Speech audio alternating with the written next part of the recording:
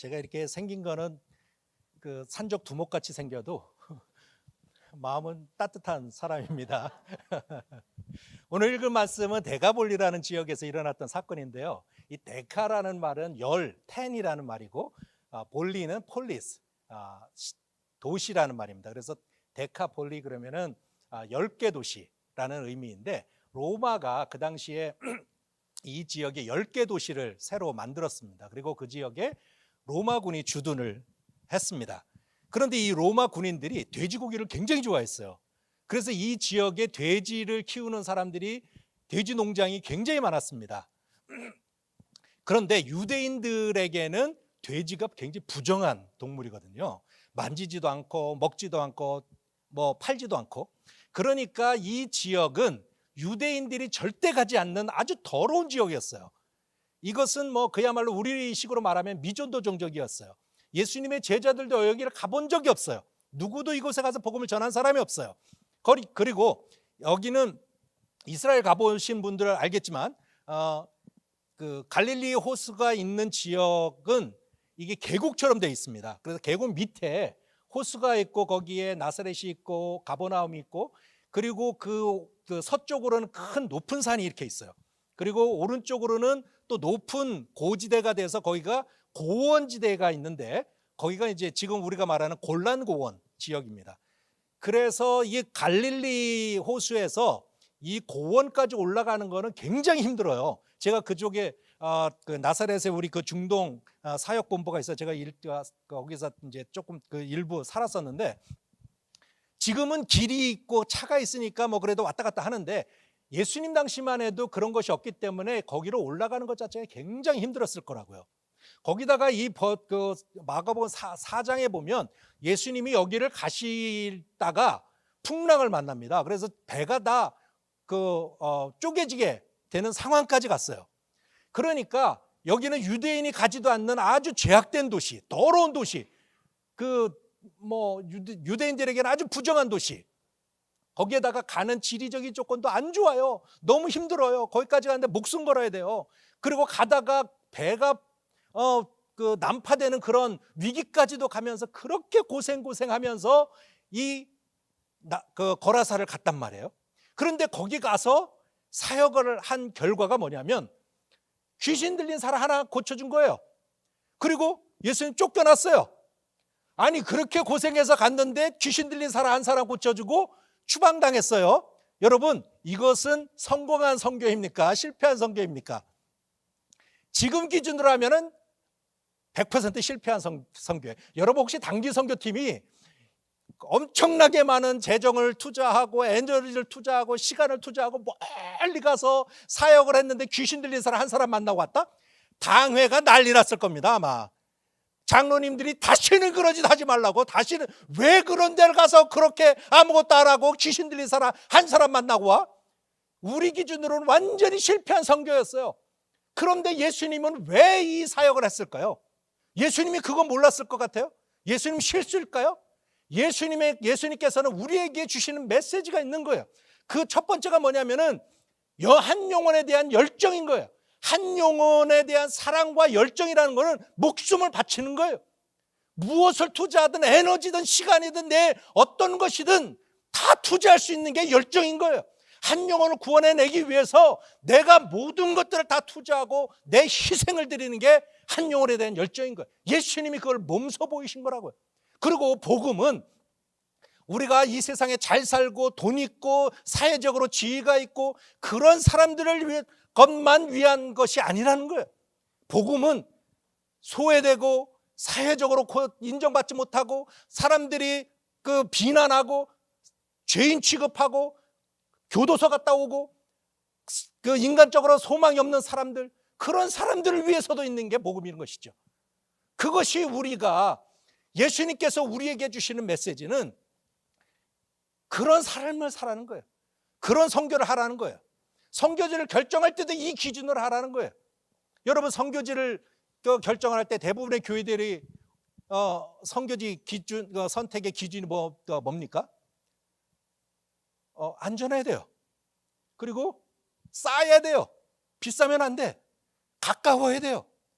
그리고 가장 중요한 거는 우리 성도들이 가서 은혜를 받아야 돼요. 만약에 거기가 이렇게 거라사 지역처럼 그렇게 더럽고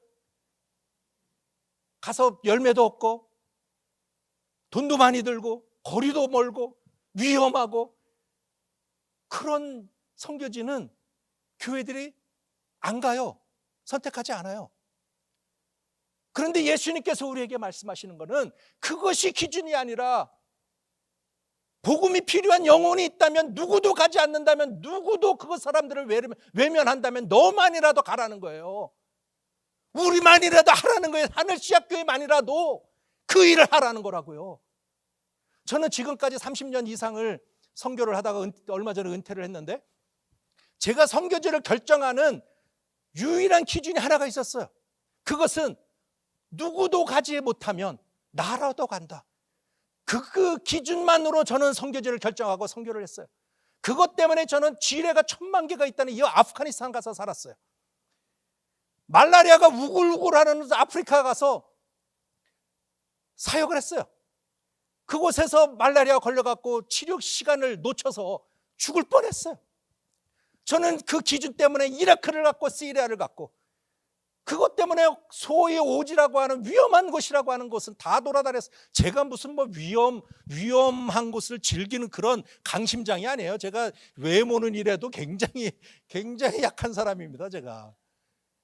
그럼에도 불구하고 그 지역을 갔던 이유는 누구도 못 간다면, 누구도 안 간다면, 모든 사람이 그 사람들을 무시하고 외면한다면 나만이라도 가자. 나만이라도 그 영혼들이 복음이 필요하다면 나만이라도 가서 복음을 전해야 되겠다라는 그런 생각으로 여기까지 살아왔어요. 예수님께서 우리에게 주시는 메시지는 우리가 어디로 갈 것인가, 우리가 어떻게 살 것인가의 기준이 이것에 따라야 된다는 거예요. 여러분의 삶에도 이 귀신 들린 이 청년의 모습과 같은 사람들이 있을 거예요. 여러분들에게 이 귀신 들린 사람이 누구입니까? 복음으로 도와야 될 사람이 있어요. 여러분이 가서 사랑으로 도와야 될 사람이 있어요. 그런데 그 사람 자존심 상해서 만나고 싶지 않아요. 그 사람 이 사회에서 누구도 인정해 주지 않는 사람이에요. 그런 사람 내가 만나면은 내가 비난받을 사람이에요. 그런 사람 도와줘 봤자 내게 아무런 이익이 안 되는 사람인 거예요. 그 사람이 여러분들에게 귀신 들린 사람이에요. 예수님께서는 그럴지라도 가서, 너만이라도 가서 복음을 전하고 복음으로 살리고 사랑으로 살려내라는 거예요. 이것이 이제 예수님께서 우리에게 말씀하시는 메시지의 핵심입니다. 저는 은퇴를 하고 나서 한 나라를 섬겨야 되겠다. 그래서 결정한 데가 라오스였습니다. 라오스는 오랫동안 공산국가로 지금까지 남아있고, 예수를 믿으면 감옥을 가고, 복음 전하다가 감옥 가고, 목이 잘려서 죽고, 목회자들이 그렇게 핍박을 당하면서 살았기 때문에 내가 그 목회자들과 같이 살아줘야 되겠다. 그래서 결정하고 갔던 곳이 라오스 국경에 있는 이 태국 도시였어요. 그곳에 가서 라오스만 생각을 하고 있는데 그곳에 있는 사람들이 이산을 얘기를 했어요. 저는 태국 이산 관심도 없었고 알지도 못했고 그곳에서 선교할 생각은 꿈에도 생각하지 않았어요. 왜냐하면 말씀드렸듯이 저는 선교지를 결정하는 기준이 있었는데 거기에 하나도 맞지 않았어요. 태국 선교사들이 정말 많아요. 나 아니어도 할 사람 많습니다. 거기는요, 내가 가서 정말 그 목숨 걸고 선교하고 복음 전하지 않아도 거기는 전도하는 거 쉬워요. 다 열려 있어요. 거기는 나 같은 사람이 가서 목숨 걸고 그 위험한 곳을 뛰어들지 않아도요, 안전하고요, 뭐든지 할 수 있고요, 무엇이나 할 수 있는 그런 곳이었기 때문에 저는 태국을 관심도 없었고 그것을 선교지를 생각지도 않았어요. 이산을 생각지도 않았어요. 그런데 그곳에 가서 만났던 이산 사람들은 이 세상에 정말 이런 사람이 있을까 싶을 정도로 내 마음을 정말 많이 아프게 했어요. 얼마 후에 내가 느끼기를 이 이산 사람들은 내 마음에 생선가시구나. 생각하면 눈물이 나고, 말만 해도 눈물이 나고, 기도하면 눈물이 나고. 아시아에서 복음화율이 제일 낮아요. 모든 사람들이 99.9% 이 사람들이 미신에 쪄들어 살아요. 태국에서 가장 가난한 지역이에요. 이곳에 있는 사람들은 어린이와 할머니만 살아요. 중간 20대부터 50대까지는 이 일산에 살지 않아요. 이 사람들은 다 어디 갔냐? 대도시 가서 일을 하고 있어요. 그러면 그곳에 있는 아이들 누가 키워요? 할머니, 할아버지들이 키워요. 그나마 할머니, 할아버지들이 일을 안 하고 그냥 시간이 되면 키우지만 그마저도 안 되면 애가 애를 키워요. 뭘 배우겠습니까? 무슨 사랑을 이 아이들이 배우겠습니까? 그러니까 이 아이들이 조금 크면은 알코올 중독이 돼버려요. 그리고 마약 중독이 돼버려요. 처음에 갔을 때 이 마을의 50% 이상의 청소년들이 마약 중독입니다. 믿지 않았어요. 어떻게 그럴 수가 있을까? 돈도 없는데 마약을 어디서 사? 그런데 최근에 제가 정부에서 나온 자료들을 찾아보고 그 관계자를 만나서 다 자세하게 물어봤어요. 마약 값이요. 이렇게 신종 마약이라고 하는데 10바트 25센트. 필요하세요? 아이들이 부모의 사랑을 받지 못하니까 그거 먹고 안식하고 있고, 친구들이 다 그거 하니까 같이 하고, 이 아이들이 무슨 소망이 있겠어요? 앞으로 이 아이들이 크면 무슨 소망이 있겠어요? 학교를 가야 되는데 학교를 가지 않아요. 제가 방콕에 일이 있어서 갔다가 거기에서 전도를 하다가 한 애기 엄마를 만났습니다. 전도를 하는데 복음 싫대요. 그래서 이런저런 이제 얘기를 했습니다. 이산에서 온 사람이었어요. 이 애기 엄마가 고등학교를 졸업하고 엄마가 결혼을 시켰답니다. 왜냐하면 집에 돈이 하나도 없어 찢어지게 가난했어요. 여자가 결혼을 하면 신랑이 지참금을 줘요. 그 지참금 때문에 이 아줌마는 고등학생 때 결혼을 했어요. 결혼을 하고 갔는데 그곳에서도 이 집안 돈이 없고 살아갈 찢어지게 가난하니까 일을 해야 됐어요. 이산에는 일자리가 없어요. 그래서 방콕에 가서 식당에서 일을 하는데 새벽 4시부터 12시까지 일을 했답니다. 그렇게 뼈가 부서지도록 일을 하는데, 그렇게 일을 하는데도 부모님 도와주고 가족 살리는데 부족하더래요.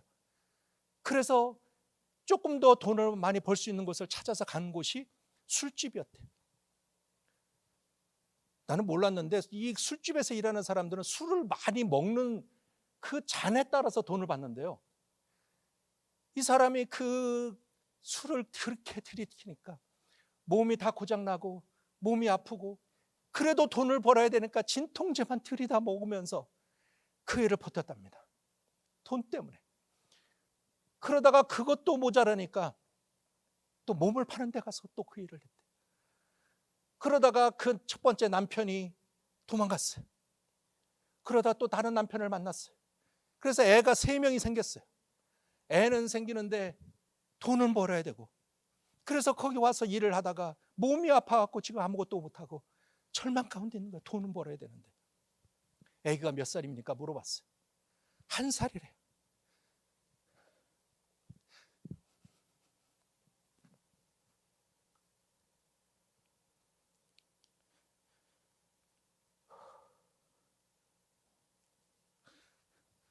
한 살 난 깐대내기 두고 돈 벌려고 거기 와서 일하고 했었어요. 제가 그 애기 엄마에게 부모님 살고 있는 고향 마을 좀 가르쳐 달라고, 그래서 제가 그 고향 마을을 찾아갔습니다. 저는 그 고향 마을, 그 엄마 아빠 사는 그 마을에 가서 얼마나 울었는지 몰라요.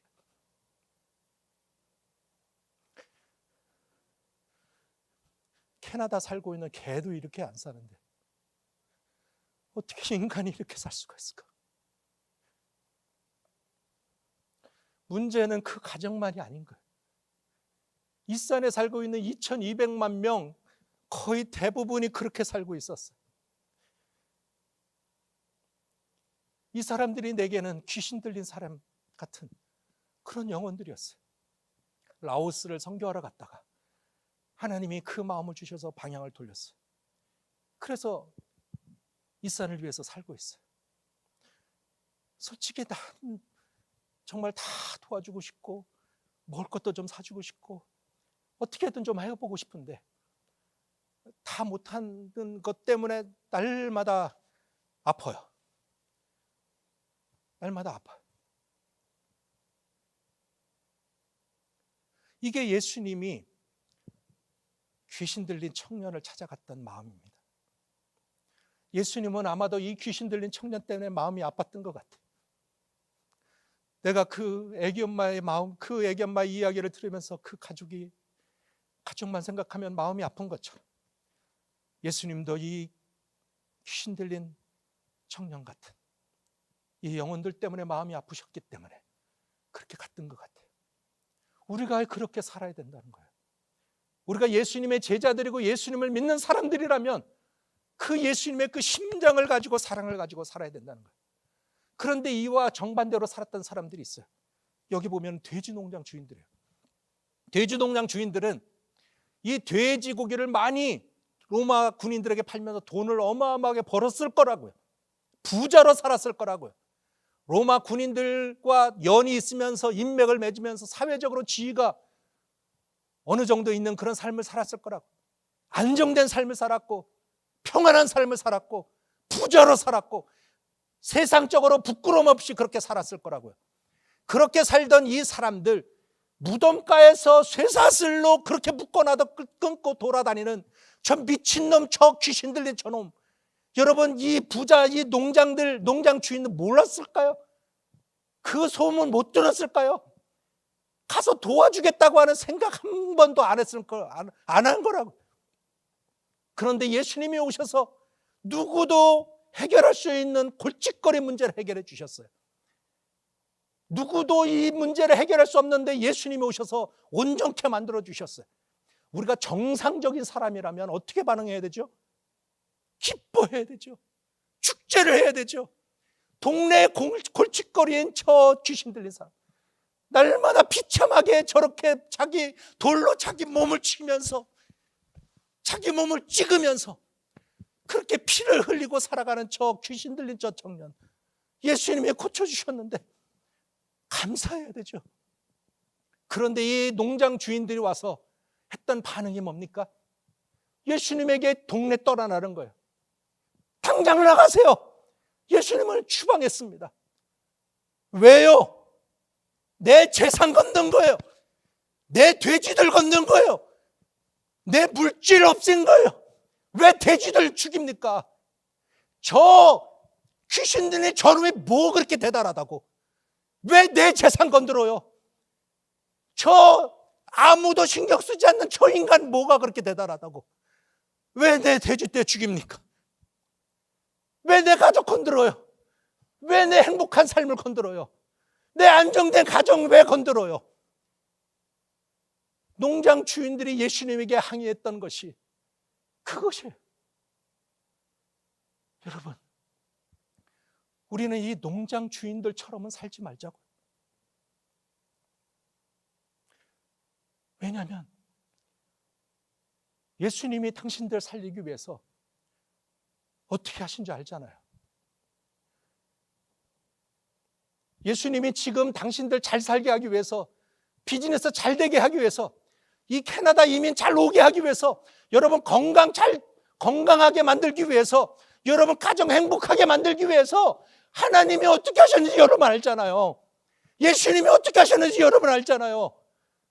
그런데 예수님이 찾고 찾는, 하나님이 구원하고 싶어하는 저 귀신 들린 사람 같은, 세상에 버려진 인간 같은 저 사람들을 구원하는데 여러분 그렇게 외면할 수 있습니까? 여러분 그렇게 무시할 수 있습니까? 내 가정 건들지 말라고 말할 수 있습니까? 내 재산, 내 물질 건들지 말라고 그렇게 말할 수 있어요? 여러분 그건 아니잖아요. 우리가 그렇게 살면 안 되잖아요. 하나님께서 우리에게 주신 사랑이 얼마나 큰데, 얼마나 많은데 하나님께서 우리에게 주신 이 사랑을 정말 갚으며 좀 살자고요. 저는 그곳에서 사역을 하면서 단기 선교팀을 잘 안 봤습니다. 초기에는 단기 선교를 통해서 많은 일들을 할까 생각을 했는데 지금은 때가 아니다 생각을 해서 거의 안 봤습니다. 캘리포니아에 있는 어느 큰 교회는 모든 걸 다 대줄 테니까 같이 합시다. 못 오게 합니다. 그래서 단기 선교팀이 매년 오던 미국의 큰 교회도 못 오게 합니다. 단기 선교팀이 오는 교회는 딱 두 군데. 여러분 교회하고 캘리포니아에 있는 교회. 왜 여러분 교회는 오게 하는 줄 아십니까? 하늘시학교회가 창립할 때 제가 여기 와서 부흥회를 했습니다. 여러분 기억하시는 분들 기억하실 텐데, 저를 초청을 하면서 목사님이 저에게 그런 얘기를 했어요. 선교사님, 우리 교회가 창립을 하는데요, 우리 교회는 선교하는 교회가 됐으면 좋겠어요. 그래서 선교를 배우고 싶어요. 그래서 제가 처음에 왔습니다. 목사님과 팀이 제가 사역하는 그 이산에 왔을 때 첫 해 떠나면서 목사님이 제게 그렇게 물었어요. 선교사님, 우리 교회가 이곳에서 어떻게 사역을 하면 좋을까요? 무슨 프로그램을 할까요? 제가 그랬습니다. 프로그램이나 그런 거 아무것도 하지 마세요. 그냥 이곳에 있는 사람들하고 같이 있어 주세요. 이곳에 있는 사람들, 힘들고 어려운 사람들 같이 그냥 손 붙잡아 주세요. 시간이 되면 새벽부터 밤까지 마을들을 다니면서 복음을 듣든지 안 듣든지 그 복음만 전하다가 가세요. 아무것도 가지고 오실 필요도 없고요. 거대한 프로그램 그런 거 준비하실 필요도 없고요. 그냥 와서 우리가 가진 그 예수님의 사랑, 하나님 사랑만 이 사람들에게 그냥 주고 가세요. 그때 그때 목사님께서 그렇게 할게요.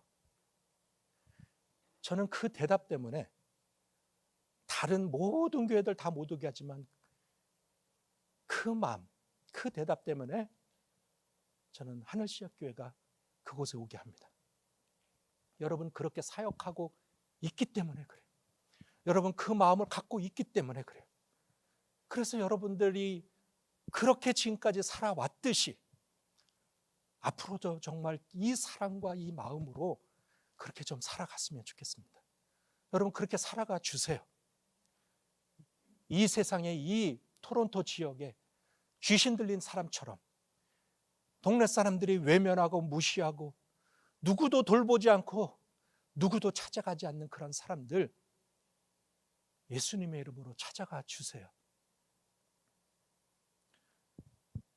그 사람들을 만나봤자 여러분에게 이익될 거 하나도 없고 비난받을 수도 있고 여러분 삶이 거북해질 수도 있고 불편해질 수 있을지라도 복음이 필요한 사람이라면 그 귀신 들린 사람 같은 그 사람들, 이 토론토 지역에 살고 있는 그 사람들 찾아가 주세요.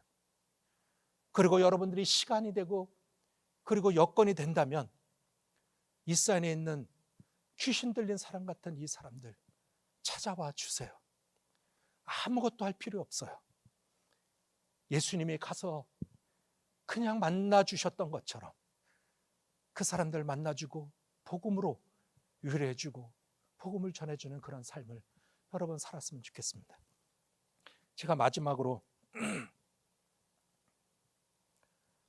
제 기도 제목을 말씀을 드릴게요.